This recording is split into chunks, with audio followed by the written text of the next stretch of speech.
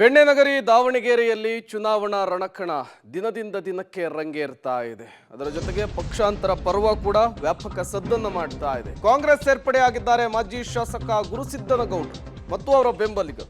ಇವತ್ತು ಎಸ್ ಮಲ್ಲಿಕಾರ್ಜುನ್ ನೇತೃತ್ವದಲ್ಲಿ ಸೇರ್ಪಡೆಯಾಗಿರುವಂತಹದ್ದು. ಎಸ್ ಮಲ್ಲಿಕಾರ್ಜುನ್ ಸಚಿವರು ಜಿಎಂ ಸಿದ್ದೇಶ್ವರ್ ವಿರುದ್ಧ ಅಸಮಾಧಾನಗೊಂಡು ಅವರು ಕಾಂಗ್ರೆಸ್ ಸೇರ್ಪಡೆ ಆಗ್ತಾ ಇದ್ದಾರೆ. ಬಿಜೆಪಿಯ ಟಿಕೆಟ್ ಆಕಾಂಕ್ಷಿಯಾಗಿದ್ದ ಗುರುಸಿದ್ದನಗೌಡರ ಪುತ್ರ ಡಾಕ್ಟರ್ ರವಿಕುಮಾರ್ ಜಿಎಂ ಸಿದ್ದೇಶ್ವರ್ ಫ್ಯಾಮಿಲಿಗೆ ಟಿಕೆಟ್ ನೀಡದಂತೆ ಪಟ್ಟಣ ಹಿಡಿದಿದ್ರು. ರೆಬಲ್ಸ್ ಟೀಮ್ನ ಸದಸ್ಯರಲ್ಲಿ ಇವರು ಕೂಡ ಒಬ್ಬರಾಗಿದ್ದು. ಗುರುಸಿದ್ದನಗೌಡರು ಕಾಂಗ್ರೆಸ್ ಸೇರಿದ್ದು ಆನೆಬಲ ಬಂದಂತಾಗಿದೆ. ಗುರುಸಿದ್ದನಗೌಡರು ಪಕ್ಷಕ್ಕೆ ಒಳ್ಳೆಯ ಆಸ್ತಿ ಅಂತ ಹೇಳಿ ಸಚಿವ ಎಸ್ ಮಲ್ಲಿಕಾರ್ಜುನ್ ಹಾಡಿ ಹೊಗಳಿದ್ದಾರೆ. ನೋಡಿ, ದಾವಣಗೆರೆಯಲ್ಲಿ ಬಿಜೆಪಿಯಿಂದ ಗಾಯತ್ರಿ ಸಿದ್ದೇಶ್ವರ್, ಕಾಂಗ್ರೆಸ್ನಿಂದ ಪ್ರಭಾ ಮಲ್ಲಿಕಾರ್ಜುನ್ ನಡುವೆ ದೊಡ್ಡ ಮಟ್ಟದ ಪೈಪೋಟಿ ಇದೆ, ಫೈಟ್ ಇದೆ. ಈಗಾಗಲೇ ಕಾಂಗ್ರೆಸ್ನಲ್ಲಿ ವಿನಯ್ ಅವರು ಬಂಡಾಯ ಅಭ್ಯರ್ಥಿಯಾಗಿ ನಿಲ್ಲುವಂತಹ ಮುನ್ಸೂಚನೆ ಕಾಂಗ್ರೆಸ್ಗೆ ಬಿಸಿತುಪ್ಪವಾಗ್ತಾ ಇದೆ. ಈ ಬೆನ್ನಲ್ಲೇ ಶತಾಯ ಗತಾಯ ದಾವಣಗೆರೆಯನ್ನು ಗೆಲ್ಲಬೇಕು ಅಂತೇಳಿ ಎಸ್ ಮಲ್ಲಿಕಾರ್ಜುನ್ ಅವರು ಆಪರೇಷನ್ ಹಸ್ತಕ್ಕೆ ಮುಂದಾದಂತೆ ಕಾಣಿಸ್ತಾ ಇದೆ.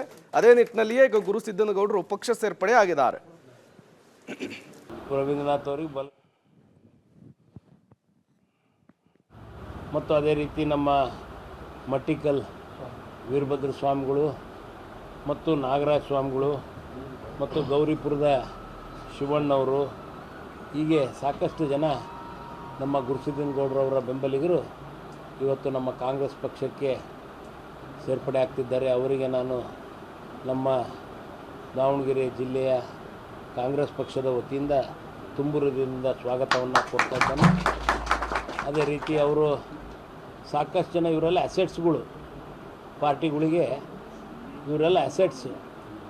ಇದು ಸರಿಯಾಗಿ ನಡೆಸ್ಕೊಂಡು ಬರಲಿಲ್ದಂಗೆ ಅವರ ಯಜಮಾನಿಕೆಗೆ, ಅವರ ಒಂದು ವಯಸ್ಸಿಗೆ ಅವರಿಗೆ ಒಂದು ಇದು ಸಿಗಲಿಲ್ಲ ಅಂದಾಗ ಬೇಜಾರಾಗಿ ಸಾಕಾಗಿ ಅವರು ಎಸ್ಪೆಷಲಿ ಏನು ಮಾಜಿ ಲೋಕಸಭಾ ಸದಸ್ಯರಿರ್ಬೋದು ಮತ್ತು ವಿವಿಧ ಕಾರಣಗಳು ಇರ್ಬೋದು, ಅದಕ್ಕೆ ಮುಖ್ಯವಾಗಿ ಯಾರಿಗಾದರೂ ಸೆಲ್ಫ್ ರೆಸ್ಪೆಕ್ಟ್ ಬೇಕು ಅಂತ ಇದಕ್ಕೆ